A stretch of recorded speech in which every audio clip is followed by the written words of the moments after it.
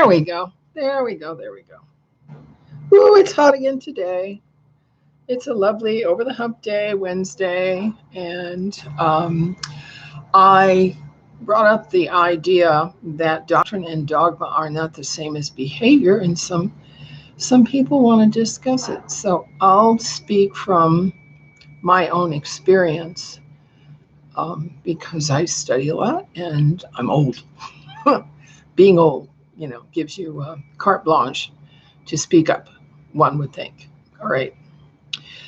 I grew up in a family, as you know, that was from Kiev, Russia, was atheist and believed that religion was the opiate of the people. And so because I, from a very early age, started toddling off to church by myself, the family questioned me about what the hell I thought I was doing. And I said to them, well, it makes me feel better. But does religion and spiritual studies really make for a better society? All right. And that's the question on the table. My familiarity is with Torah Judaism, Zionism, Sikhism, Baha'i, Reformed, the Reformation, Christianity, Catholicism, a little bit of Russian and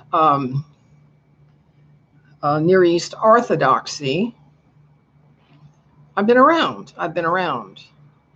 And in the Christian church since Constantine, which was by my chronological calculations only 700 years ago, not 1700, as the scholars allege. All right. Christianity made an abrupt about face from lifestyle issues in the Holy Torah and ethics taught by Jesus into a pogrom of doctrine bashing. All right. They got into crusades over recovering property. They got into the Trinitarian doctrine and dogma. And until the Treaty of Verona in 1822, the fighting back and forth between, being righter than other people in the same or different denominations was just kind of at random. But with the Treaty of Verona, wherein the Jesuits and Masonics and the Papists and the Vatican set down the doctrine that they intended to minimize and put aside the entire Republican and Democratic movements. Okay. Until the Treaty of Verona, the people themselves who listened to the Sunday sermons and read or didn't read in their Bibles didn't really have a plan of action. But the Treaty of Verona galvanized human society and polarized it.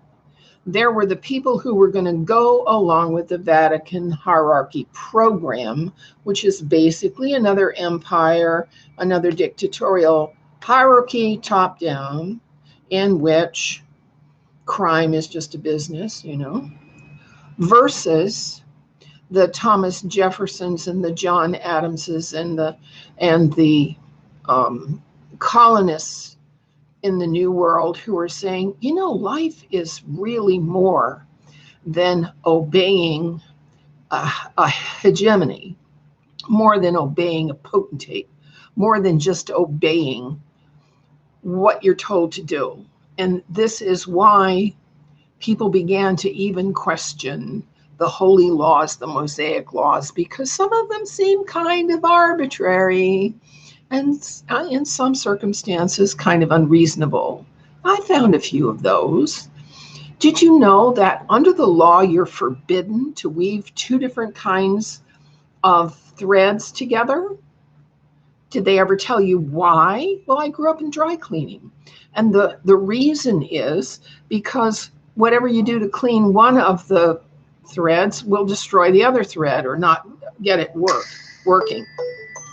And sorry, I don't know who you are, but not now. Okay.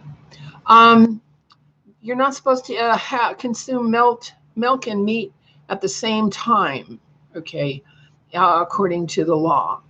But what we know now from nutrition science is that combined proteins cause less of immune reaction, and you're less likely to have an immune reaction from a soup with stew with all different kinds of meat and fish and stuff in it than you are from a single sitting of a single type. Okay, so there are a few laws that are, that need some renegotiating. All right. There are laws that Christianity has never even considered adopting. Kashrut, which is kindness to farm animals, having mercy upon them, which dairy farmers today and pig farmers have no consciousness of, even though they are evangelical. They call themselves evangelical Christians, but they are so cruel to animals, we can't even stand to look at it. All right. There's mikvah and niddah, which are two laws that govern the personal intimate relationships in a marriage to conserve the energy of women and require men to treat women with some respect. That has absolutely no standing in Christianity whatsoever. I've never seen an evangelical church that didn't take the Sabbath and make it the hardest working day, the hardest working day of the week for their women. All right. So I come at religion, it's all about behavior. And from reading down the list of laws, I can see that if you do what is lawful, you get a good outcome. And if you do what is harmful, you get a bad outcome. If you avoid fixing a problem, you get a bad outcome. But if you do confront the problem, you get a good outcome. It's all about, the law is all about outcomes. And the law intends to teach behaviors that provide good outcomes. That was the holy law that was given to the Hammurabi and to Moses and in the English body, the body of English common law.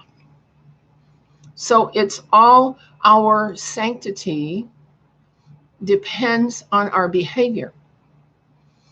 And so all of this quibbling about doctrine, all of this quibbling about how many angels are on the head of the pin, or is the rapture going to happen, or when is the new third temple going to be built, all of that conjecture in terms of the 37th Psalm, for the meek themselves shall inherit the earth, and they shall find their exquisite delight in the abundance of peace.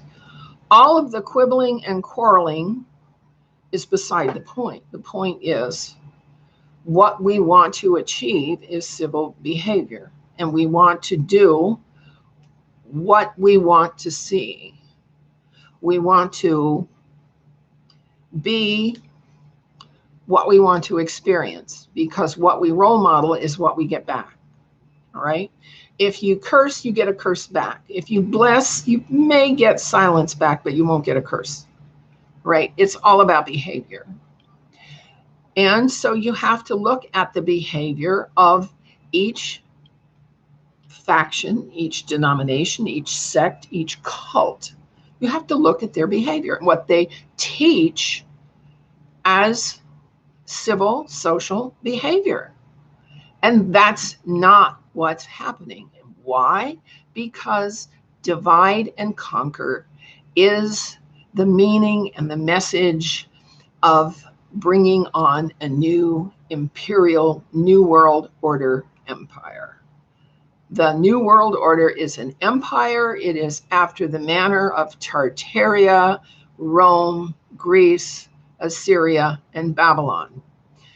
because it is driven by the Masonic order and chivalric orders and secret societies, it is based on fifth dimensional problem acknowledgement, which is to collect a thought group together and you all think together and you manifest your solution to the problem as on a holodeck.